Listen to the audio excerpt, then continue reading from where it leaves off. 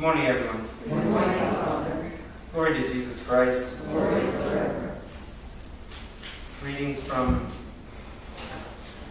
Metropolitan Anthony and Bishop Daniel, and from the 21st Sabor, which 21st Council, and which was really the largest one we've had in a long time. And I must tell you that it was really a beautiful sight seeing what happened. I'll go into that in a little bit. First, I want to talk about the gospel and about the rich man and Lazarus. And the rich man, of course, when it says rich man, it simply means a merchant. It's not talking about Bill Gates. It's talking about you and I. That's really who it's talking about. And people who actually make money, because there was a lot of poor people back then. Poor people. We think we're poor if we can't buy the, 20-inch, something like that. If we can't afford cable this month, or satellite this month, oh my gosh. We're talking people who are, begging for a little tiny piece of bread this big, just for some nourishment that day. And Lazarus was one of them. And of course, we know that Lazarus was indeed a real person. And Dives, who is the name given to the rich man, may very well have been also a real person. We don't know, but we do know at least the end of the parable, even though it was a parable, it was also true. At least part of it, because in the parable, it has this man in hell, fine, you can't help me, I'm already gone. But go and help my 5 brothers. Go send Lazarus to my 5 brothers. And let them hear Moses. But they won't hear Moses. But if someone comes back from the dead, they'll definitely listen. And we know how that works out. And he said, no. If they don't hear Moses and the prophets, if they don't listen to the Bible, neither will they be convinced even if one is risen from the dead. And of course, we do know that even though that was God's response, we know He sent back Lazarus anyway. That's the beautiful thing. Even though He said they will not listen to Him, He sends back Lazarus from the dead. And we don't hear the story fulfilled, the parable fulfilled. But you can imagine that, unfortunately, those 5 brothers, you can imagine maybe there were a couple of them that did start to believe Moses and the prophets and maybe did come to belief, and other ones who wouldn't. But the point is that God already gave us this scripture as a beautiful thing to be fulfilled. And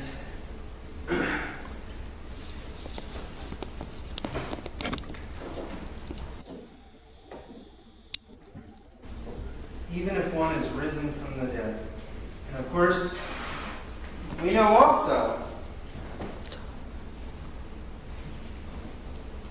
that not only did He send Lazarus, that then a week later, He Himself comes back from the dead, and then still people aren't convinced. But He tramples down the gates of hell and binds Satan as the strong man. And you see, that is the fulfillment of the story. He offers salvation to all who will take it. I've been asked the question before, well, who would choose to stay in hell? Really? Or is anyone going to ask that? We've all made decisions to be in hell sometimes. We've all made decisions to be entrapped to our own desires, to be imprisoned to our own sometimes faulty thought processes. then we come to our senses. But hopefully it's because we hear and listen to Scripture, and even if it's just a matter of paying attention to the Scripture that's in the liturgy. I mean, almost the entire liturgy is just, it's either Scripture or Scripture references. The whole thing, beginning to end. Except for the Tropari and Kendakia. But minus that.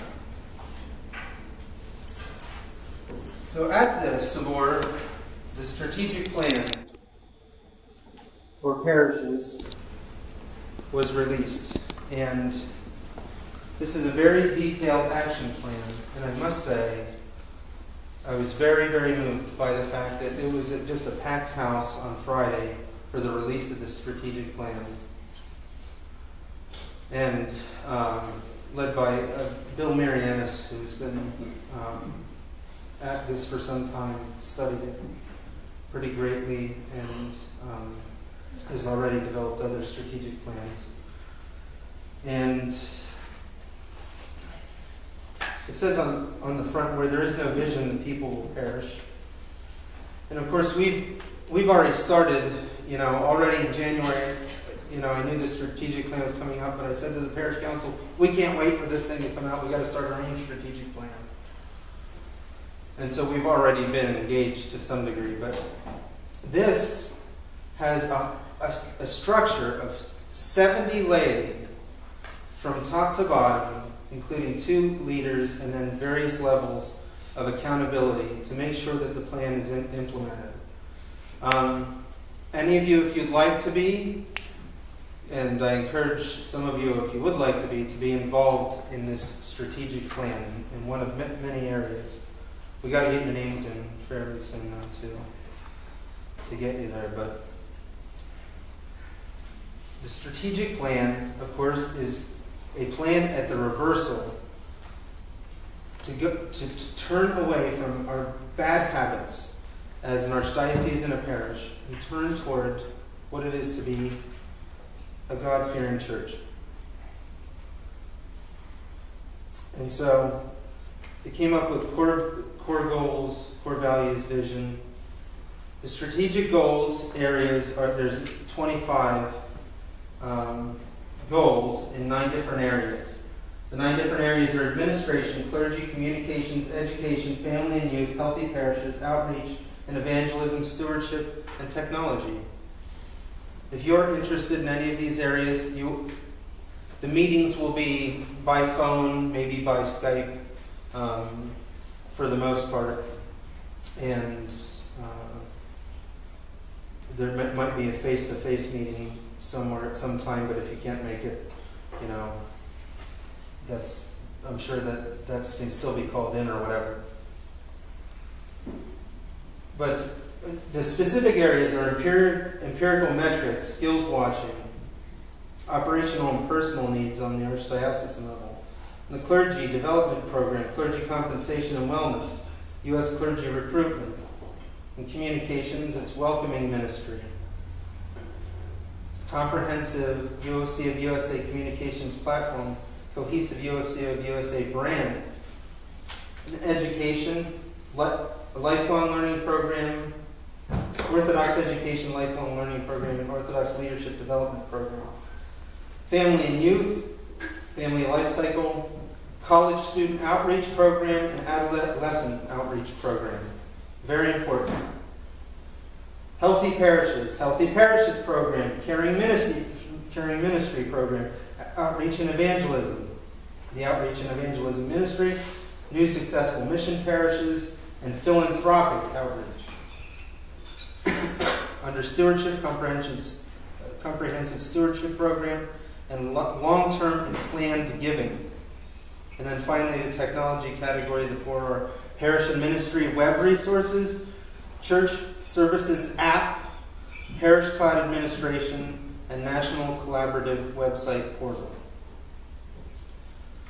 And so, and by the way, I asked them as the director of religious education if they could make an app for us where 365 days out of the year, there's an app that you can hit on your phone with a little micro sermon for the day, as it were, maybe with readings and so on. And they said, no, not this cycle around. They already have their plate full with apps to create for other things.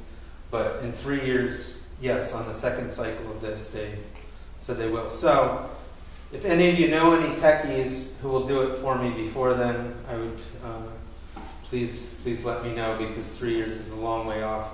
And we really need stuff like this. We need people to be engaged.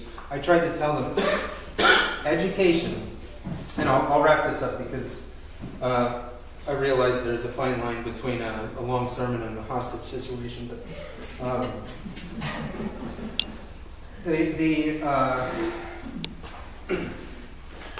I said to the Sabor when I did my report, there's hundreds and hundreds and hundreds of people just packed into a room. And I said, everyone's talking about Sunday school.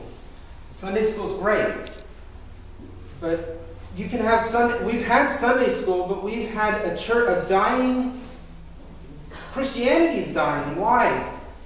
Because the church at a home doesn't exist. That's where church begins.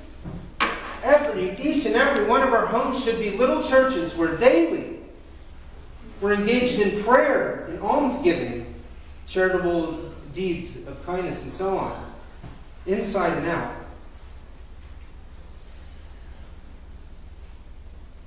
And fasting and feasting, right? And eating is a religious act.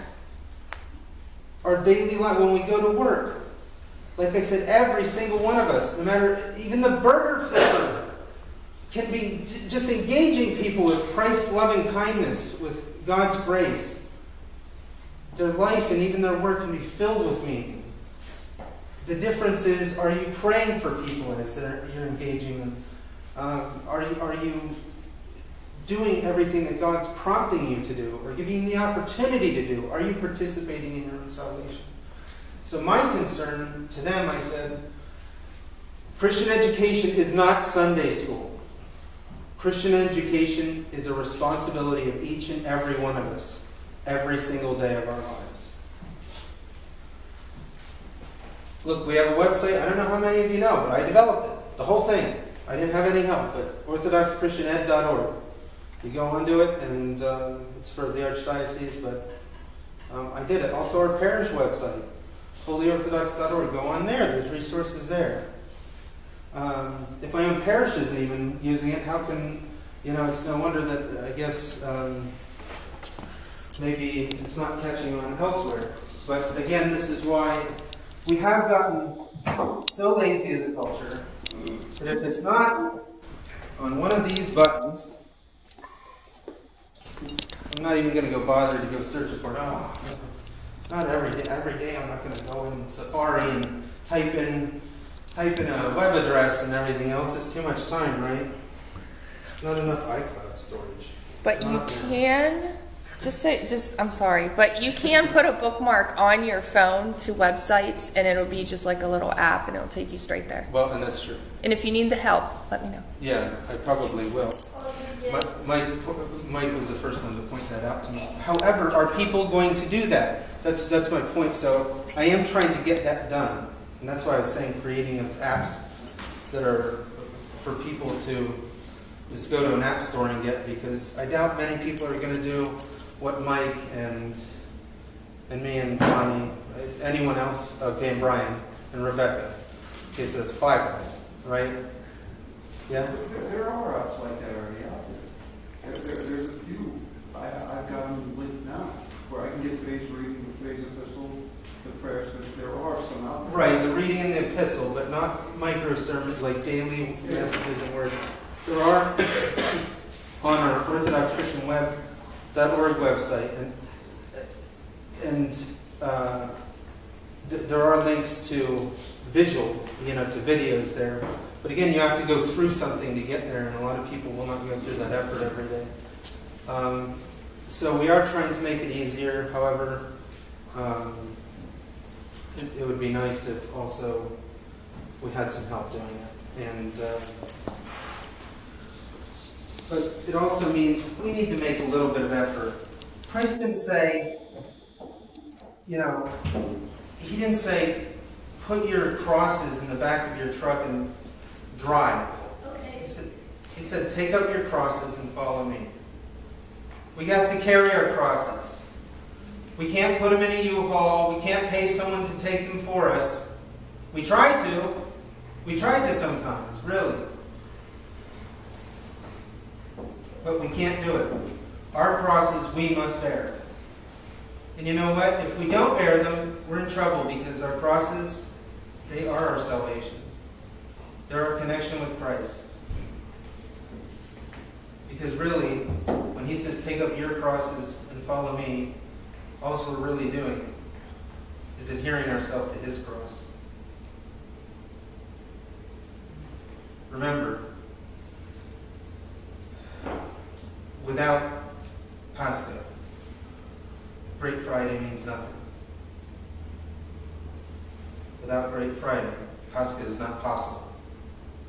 We've got to do the whole thing, no shortcuts. Let us go with Christ. Not as victims, but as victors. Because even when he was hanging up on that cross on Mount Golgotha, he was already in victory mode. He had already conquered the devil. But he had hell to harrow. He descended into hell, and he rose again on the third day. Let us go with him through all this process.